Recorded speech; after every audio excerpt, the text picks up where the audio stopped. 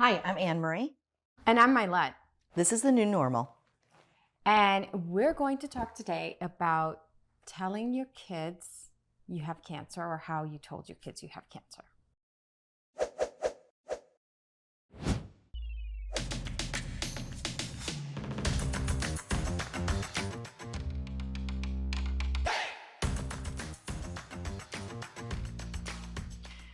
So, AnnMarie, Here we go. you are a mom to 4 boys. This is true information. Now, how did you go about telling them? So at the time, they were 13, 11, 6, and 4. So they're all different ages, and everyone has to be approached differently. I didn't really think that at the time, but now, in retrospect, I totally realized that. When I first knew something was wrong, I went into surgery and the doctors kept saying, I'm sure you're fine, everything's going to be okay. And that is what I was saying to the kids because that's what the doctors were telling me. And then when I finally got my biopsy results back, I had to sit them down to tell them and decided that I wasn't going to wait. I wanted to tell them that day because I was in a fog and I needed them to understand where my headspace was a little bit. And sat all 4 of them down after dinner and told them, and everyone had a different reaction. And I think that's really important for any parent that is about to tell their kids this is not every kid is going to react the same way. Some may act like, okay, big deal. Some may be upset. Some may be angry. They're entitled to those emotions. And navigating through that is really hard sometimes as a parent because as a parent, there's no rule book regardless. And there's definitely not a rule book when you're diagnosed with cancer. My older son was really angry. He was very, very angry and scared. He's a hypochondriac, so he went right to, am I going to get this? I breastfed from you. Am I going to get it because I nursed from you? And, he just spun. My second son is more of a pleaser and wants to take care of. And, he wanted to know what he could do. He slept in my room and, he was worried, wanted information and he was worried. And the third son acted like it wasn't a big deal, but he was also 6 years old at the time. He didn't really understand what that meant and what was going to happen. None of us did. So he kind of was more blasé about it. My fourth son is, he went right on to saying, stupid, dumb, this is dumb. He was mad, but he was using his language to be able to kind of express his feelings. But because they all had a different perspective on it, it made me really have to rethink how I was going to go about all of this. And so I said to them, look, I don't know what's going to happen. I really don't. But as I know, you'll know. And I wanted to be really honest with them. Again, that's not for everyone. Your kids may need you to give them very small bits of information. My kids needed more information. Oh, interesting. So, at all ages, they felt like they needed more information? Yeah, they needed to know that, what mom was doing because the fear of not knowing was even scarier. And, maybe that has to do with, I lost my mother at a young age and, that kind of waves over their emotions a little bit. And it's scary. They hear the word cancer and no matter how many times I said to them, well, this person and this person, and they had cancer, cancer to kids does mean death or, being sick. And when mom's sick, that's scary or dad's sick, whoever it is, it's scary to them. So they needed information. How has it changed the relationship that you guys have? And at the different ages, because now you're what, 10 years out? Yeah. It changed a lot for my kids and I. I think my older son and I kind of grew apart a little bit because he was so angry. He kind of put his anger onto me, which is understandable. He's a kid. He said, cancer's not in front of me. I have nothing to be angry at. So he was angry towards me. It wasn't really at me, but it was towards me, but I definitely felt that. So it did kind of affect our relationship a little bit. My second son took to reaching out to his friends. He really leaned on his friends, which I thought was great, even at a young age, that he was relying on them for support. And, if he wanted to not think about cancer, he'd go over their house and play, or he'd play soccer or whatever. What age was that again? He was probably about 10 at that time Oh, because wow. he was 9, but, going to be 10 type idea. My third son became nurturing, which I thought was hilarious because he's more of a spoon. He likes to start trouble. He stirs the pot. He's the antagonizer. He's sarcastic, but he became a nurturer to his younger brother, really, because the older two were really at school more. And there was a time, it was the day after treatment, and I couldn't get off the couch. I was so tired. I didn't feel good. The thought of food was making me sick. And, as a mom who prides herself on cooking home cooked meals for her kids and, fed them homemade baby food and all of that, I couldn't make them breakfast. And that was really hard. But he made his younger brother frozen waffles and cheese sticks. I will never forget it, but it was the most heartwarming thing to me because he knew I couldn't get up, but he wanted to take care of his brother. My fourth son was 4 years old at the time, and he really struggled because he was a mama's boy. And, we'd snuggle and lay on the couch, and he couldn't, during surgery and stuff, he couldn't lay next to me, and that upset him a lot. And he would lay on the floor and suck his thumb and just, hold my hand. It was really hard for him to understand why mom couldn't do the things that she was doing. And I think as much as it breaks my heart into a million pieces, when you have to tell your kids that they have cancer, you are ripping their innocence from them. They are then in an adult world that they shouldn't really be in. But I think it also made them more empathetic to other people, to understand that that person might be going through something that you have no idea. Just because they look okay, maybe they're snapping at you, but you don't know the reason why. And I think that did help them a little bit understand that sort of, perspective. Is there something, now that it's 10 years, that the boys have maybe shared with you that they didn't share back then or that you didn't know back then, that maybe is something that you can share so that, Yeah. a parent going through this kind of has different perspectives? One thing was my older son, who was 12, 13 at the time, he wanted to go to school and he wanted to go to soccer practice because it gave him his normalcy. Home was not normal at that time. It was chaotic and there were people coming and going and the food wasn't, what he normally was used to. But when he went to school, he was just a kid at school. And that was really important for him. Whereas the second son wanted to stay home a little bit more. And you have to let each kid do what is needed for them. Let them go to their friend's house. You may want them home, but they need to find their way to handle this and to process what's going on. And it also gave them a different outlook on what we're doing in the world with cancer research and everything. Just the other day, I get a text from who's now 14 years old. He was 4 at the time. And he texted me and he asked me about this organization because his school does like fundraising and you have to pick a organization. And he texted me, he's like, is this a good organization for cancer research? And I love that he did that because through all of this, they realized that not everything is how it seems. And if you educate yourself, you can donate to the right organization. You can reach out to your community. You see that there's kids with cancer. There's other things out there that you can do to help yourself and help your community in volunteering ways, which I never probably would have done really if this didn't happen. You know what I'm saying? Mm-hmm. And what about any kind of regrets? So that could be regrets now of things that you wish you had done, or regrets once you told them the news, maybe like, soon after? I think my biggest regret, well, I know my biggest regret is it's not so much how I told them, it's not so much how I let them handle it, but it was what I was doing to myself. I felt incredibly guilty that I had changed their life. I felt guilty that this was now in their medical history.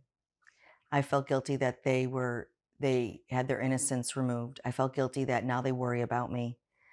I feel guilty that, they had this beast enter their lives at a time when they should have just been playing outside and hanging out with their friends and, doing fun things, when it was more like, oh, mom has treatment, we have to be quiet in the house, or, let's help mom in the house. And, what are those drains? And like all these words that just shouldn't have entered. And I really felt like it was my fault. And I shouldn't have done that to myself because what it ended up doing was affecting our relationship in a different way. I was so worried about my guilt and how it was affecting them that I wasn't focusing on healing myself and rebuilding our relationship through all of that. Do you do know now? I mean, it's not something that you could Yeah, have controlled. I Like, do, but there definitely still is fleeting moments where I think I cannot believe that this has happened to them. And it really hit me. My third son was about hmm, maybe 8, so it was like 4 or 5 years afterwards. He had to have a hernia surgery. And we were at the doctor's office, and the doctor was going through his medical history. And I've always encouraged my kids to be the one speaking, even at 8 years old, because it's their medical history. I can interject and say things, but they need to take ownership for it. that's amazing. And actually, cancer really did teach me that. Like, I wanted them to be able to understand their bodies and really, but the doctor was going through the list and said, anyone in your family have cancer? And Anthony, like, so proudly, puffed his chest up and was like, my mom's a breast cancer survivor. And it was like someone punched me in the stomach. Like, I had to hold back tears because I was like, crap, this is his life. Like, this is something he has to pay attention to for the rest of his life. He has to be on top of this. And it really affected me a lot. But then a couple months later, his older brother was doing a self breast check in the bathroom and found a lump. And he came downstairs and he was freaking out. I found a lump. I found a lump. And I felt I didn't know what it was. It definitely was a lump. And we called the doctor, and the doctor saw us right away because of the medical history. And it was just his pituitary gland. He was, hitting puberty, and it was just popping through. But I think the best thing that it ever did was show these kids that you have to take action in your health, and you also they have to teach their doctors how to talk to them, because just because they're boys doesn't mean they shouldn't be checking for breast cancer, testicular cancer, thyroid cancer. I don't care what it is, any type of cancer like that. Like, be proactive in your health. That is the best thing that came out of this. I don't want to give the credit to cancer because that makes me, angry. And that's really important because they're boys, and men in general don't really go to doctors and they don't really take care of themselves in that way. And so they unfortunately have had to start that at an early age, but I think that will help, on the long run. Stereotypically, males don't go to the doctor or talk about their health because they're macho and they have to, oh, you're a man, you can handle it. And for women, you're busy, you're taking care of the kids, you're working, you're cleaning the house, and you don't always take the time for yourself. And also, you don't want to seem like you're complaining to your doctor.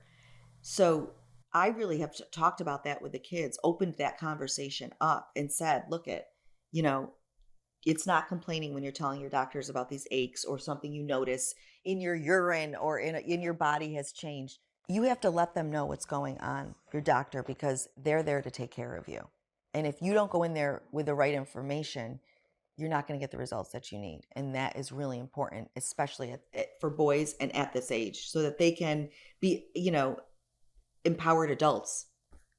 That's amazing. Now, what about, mental health, therapy? I mean, those are such big topics and very important topics that we've been hearing a lot about. So did they go through any kind of therapy? And if not, or, is it something that you would do now? Yeah, they actually did go through therapy. We did some family counseling through our cancer center. That was great. You know, it was guided with a cancer therapist. So they kind of knew how to work with families and whatnot.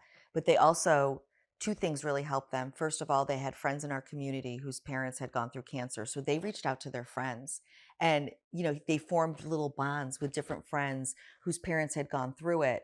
That was so saving to them. There are organizations out there where kids can connect with other kids. That is really important because they need to be able to talk about what they're going through without the parent there, so that they don't feel censored with it. The other thing is I got them involved. I talked to them about organizations, about fundraising. They made cards for kids with cancer. They did things that helped them process what was going on. That's, it really changed their perspective and their outlook on things like that, if that makes sense. Yeah. I remember my second son. So when I was diagnosed, he was about 10, and he was probably about 12 when he came home. One of his best friends, who's been his best friend for so long, his mother had died a few years prior. Actually, I think it was the year before my diagnosis. So let's say 3 years before. And Sammy comes running home and he's in tears. And I didn't know what was wrong. I was like, what is going on? And he said to me, I didn't know that Jack's mother had breast cancer. See, her breast cancer metastasized to her brain. And Sammy always thought that she had brain cancer. He didn't understand that process. And he was so shaken by it. He had no idea that that's what she had. And we had to have a really hard conversation about stage 4, about, spread, all of that. And while it was so hard to see the look in his eye, it helped him understand this whole world and what Jack went through and how you still heal years later from something like that. It doesn't just go away instantly.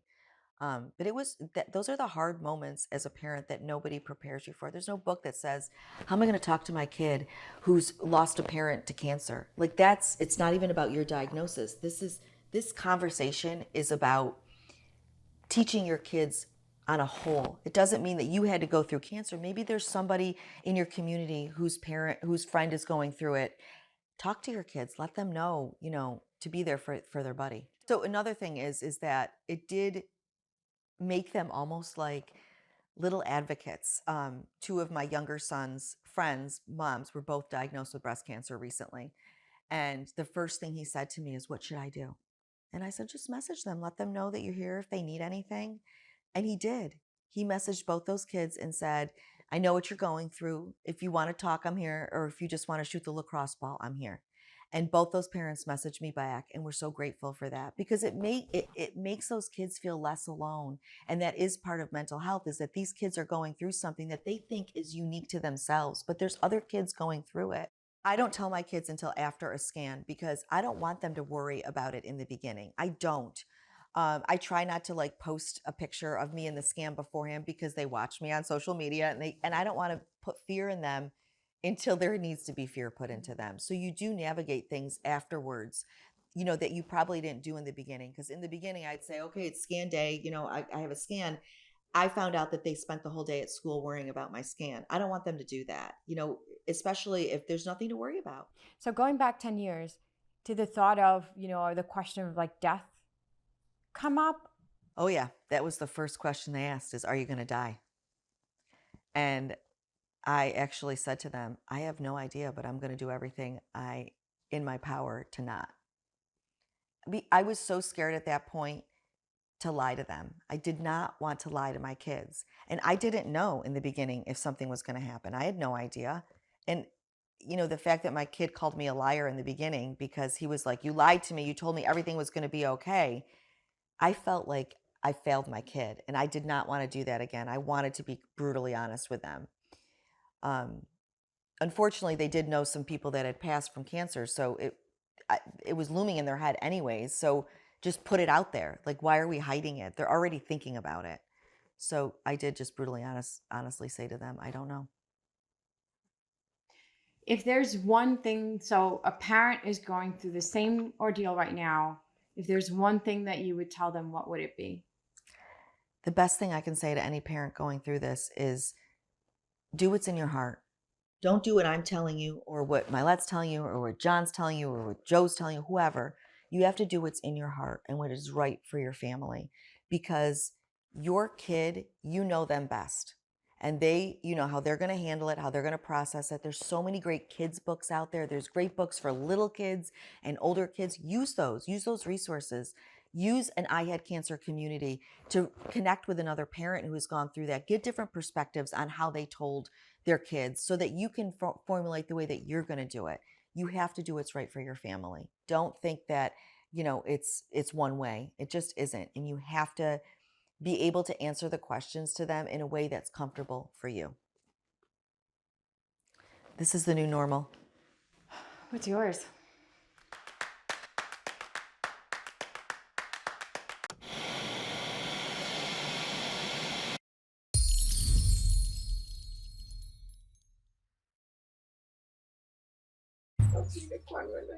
Kleenex. I just thought about cleaning my butt. You think of cleaning your butt? Yeah, I don't know why. I don't know. I don't know either. Usually butt is mine. That that came to mind. But then, But they're tissues. I know, but, I just thought about running out of toilet paper and having to use, a tissue. Wow. Yeah. And I thought about crying, first of all. That was the second thought. But, I'm trying to just say whatever. I actually don't like the way, that looks. Because it just reminds me of, they were everywhere. Hard candies and things like that. Oh, yeah, the packaging. I don't have tissue boxes in my house because they were just everywhere in those centers. And I just couldn't stand it. It just reminded me of people needing a tissue to cry. So what do you use? You can go use the toilet paper in my lap. I know, I've used toilet paper. I just my kids are always like, "Can't we get tissues?" I'm like, "No, we can't get tissues. They trigger me." Oh.